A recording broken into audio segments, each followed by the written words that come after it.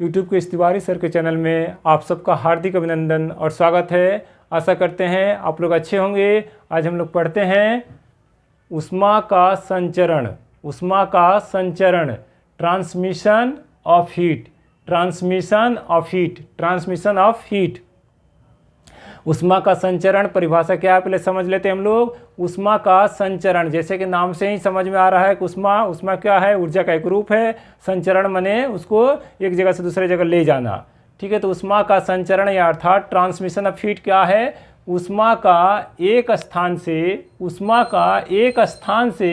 दूसरे स्थान जाने को, ऊष्मा का एक स्थान से दूसरे स्थान जाने को ऊष्मा का संचरण अर्थात ट्रांसमिशन ऑफ हीट कहते हैं। ऊष्मा क्या होता है? हमेशा दो बिंदु होगा या दो वस्तु होगा, अधिक ऊष्मा से कम वस्तु की ओर ऊष्मा प्रवाहित होती है, इसे ही हम लोग ऊष्मा का संचरण कहते हैं। हमेशा जो होता है ऊष्मा का कैसा होता है? प्रवाह अधिक से कम की तरफ होता है। तो ये ऊष्मा का संचरण क्या कहलाएगा? ऊष्मा का एक स्थान से दूसरे स्थान जाने को, ऊष्मा का एक स्थान से दूसरे स्थान जाने को ऊष्मा का संचरण कहते हैं। ऊष्मा का संचरण कब होगा? जब तापांतर बनेगा, यानी दो वस्तुओं का बीच का कुछ अंतर होगा, ऊष्मा का अंतर होगा। चूंकि ऊष्मा ऊर्जा का रूप है, इसलिए जैसे ही दो वस्तु एक दूसरे के संपर्क में आएगी, ऊष्मा एक स्थान से दूसरे स्थान की ओर तरफ ऊंचे मतलब हाई से लो की तरफ वो ऊष्मा फ्लो होने लगता है अर्थात बहने लगता है।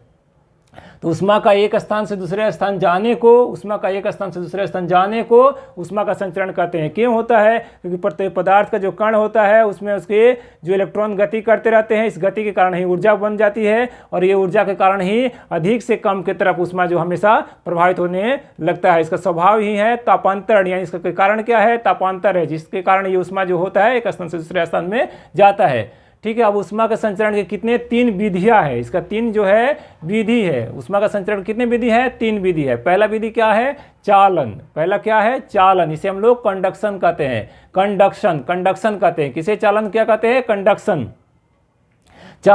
चालन के द्वारा क्या हो रहा है? चालन के द्वारा ऊष्मा जो है पदार्थ में एक स्थान से दूसरे स्थान तक पदार्थ के कणों को अपने स्थान का परिवर्तन किए बिना पहुंचती है। मान लीजिए एक वस्तु से दूसरे वस्तु में क्या हो रहा है? तापांतर हो रहा है। तो एक वस्तु की ऊर्जा जो है दूसरे वस्तु के ऊर्जा में यानी अधिक से कम की तरफ जो हो ऊष्मा जो प्रवाहित होने लगती है, ये घटना क्या कहलाती है? चालन कहलाती है। चालन के द्वारा क्या हो रहा है? ऊष्मा जो है पदार्थ में एक स्थान से दूसरे स्थान माने एक पॉइंट से दूसरे पॉइंट तक, एक स्थान से दूसरे स्थान तक पदार्थों के कणों को अपने स्थान का परिवर्तन किए बिना, अपने स्थान को नहीं परिवर्तन कर रहा है, सिर्फ ऊष्मा वहां से एक से दूसरे में जा रहा है, ठीक, अपने स्थान को परिवर्तन किए बिना पहुंचती है। उसे हम लोग क्या कहेंगे? चालन अर्थात कंडक्शन कहते हैं। चालन या कंडक्शन किस में होता है? ठोस में होता है। ठोस में ऊष्मा का संचरण, कोई भी सॉलिड वस्तु है, ठोस वस्तु है, उसमें ऊष्मा का संचरण कैसे होगा? चालन विधि द्वारा होगा। क्यों होगा? क्योंकि तापांतर हो गया, यानी एक वस्तु में ऊष्मा अधिक है, दूसरे वस्तु में कम है, तो अधिक से कम की तरफ वो फ्लो होने लगता है, यानी बहने लगता है। जब वो वस्तु एक दूसरे के संपर्क में आती है तो ऊष्मा का प्रवाह होने लगता है। किसमें होता है? तो ठोस में, ओनली सॉलिड में, ठोस में चालन की क्रिया होती है। ठोस में क्या होगा? ऊष्मा का संचरण होता है, चालन विधि द्वारा होता है, कंडक्शन विधि द्वारा होता है। किसमें? ठोस में, सॉलिड में। अगला विधि क्या है हमारा? संवहन। अगला विधि संवहन, इसे हम लोग कन्वेक्शन कहते हैं। कन्वेक्शन अर्थात संवहन। इस विधि में क्या हो रहा है? ऊष्मा का संचरण जो हो रहा है, उसमें ऊष्मा का संचरण कैसे हो रहा है? पदार्थ के कणों के स्थानांतरण हो रहा है, ट्रांसफॉर्मेशन हो रहा है।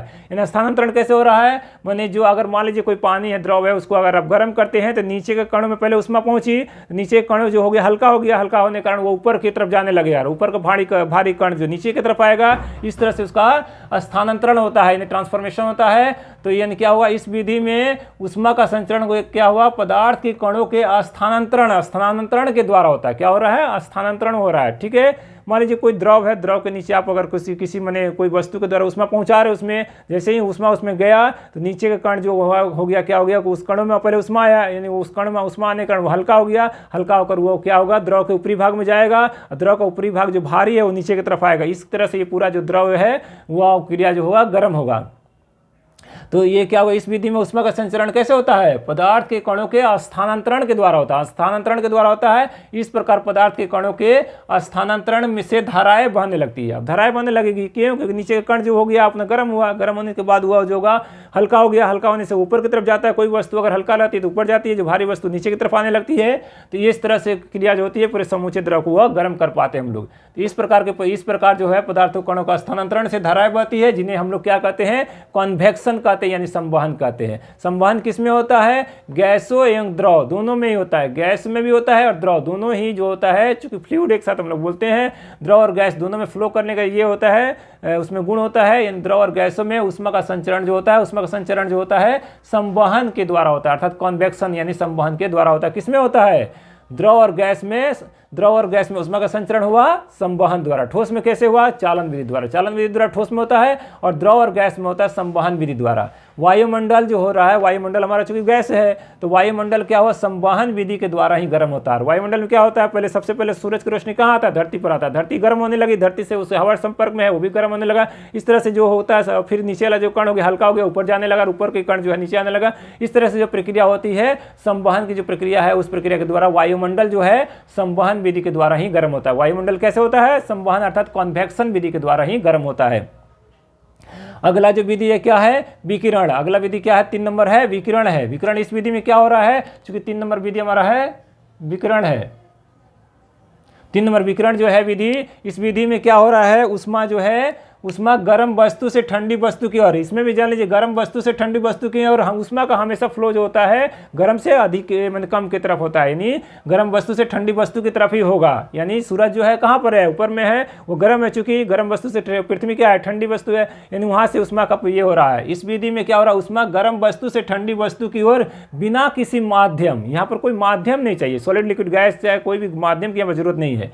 सॉलिड लिक्विड गैस जो होता है इसका माध्यम, वो माध्यम की यहाँ पर जरूरत नहीं है। इस विधि में ऊष्मा गर्म वस्तु से ठंडी वस्तु की ओर बिना किसी माध्यम की सहायता से तथा बिना ही माध्यम को, इसमें माध्यम कोई नहीं, विदाउट मीडियम से ही ये बिना माध्यम को गर्म किए, बिना कोई माध्यम को गर्म किए क्या हो रहा है, प्रकाश की चाल अर्थात सबसे दुनिया में सबसे ज्यादा चलने वाला क्या है, प्रकाश की चाल से, यानी इतना सबसे तेजी से क्या हो रहा है, विकिरण के माध्यम से ही वस्तुएं गर्म होती है। तो इस विधि में क्या हो रहा है, ऊष्मा संचरण है, ऊष्मा जो है गर्म वस्तु से ठंडी वस्तु की ओर बिना किसी माध्यम, इसमें माध्यम नहीं लग रहा है। सॉलिड लिक्विड ये चालन, कंडक्शन, कन्वेक्शन में क्या है, माध्यम है। कंडक्शन किस में हो रहा है, सॉलिड में हो रहा है, सॉलिड एक माध्यम है। कन्वेक्शन किस में हो रहा है, लिक्विड और गैस में हो रहा है, ये दोनों क्या है, लिक्विड और गैस क्या है, माध्यम है। जबकि विकिरण के लिए कोई माध्यम की आवश्यकता नहीं होती। यानी इस विधि में क्या हो रहा है, ऊष्मा गर्म वस्तु से ठंडी वस्तु की ओर बिना किसी माध्यम की सहायता से तथा बिना माध्यम को गर्म किए प्रकाश की चाल से सीधी रेखा में संचरित होती है, क्योंकि प्रकाश की किरणें जो होती है सीधी रेखा में चलती है, इसलिए प्रकाश की किरणें ही आ रही है, वही हमको गर्म कर रही है किसी भी वस्तु को। तो इसलिए बिना किसी माध्यम के अगर जो है ऊष्मा का संचरण होता है तो वो रेडिएशन होता है, अर्थात विकिरण क्रिया कहलाती है। इस तरह से हम लोग ऊष्मा के संचरण के तीनों विधियों को जाने समझे। वीडियो आपको अच्छे लगे तो लाइक करिए, शेयर करिए, सब्सक्राइब करिए, बेल आइकन बटन उसको दबाइए, और अगर चैनल पर नए हैं तो सब्सक्राइब करिए। धन्यवाद।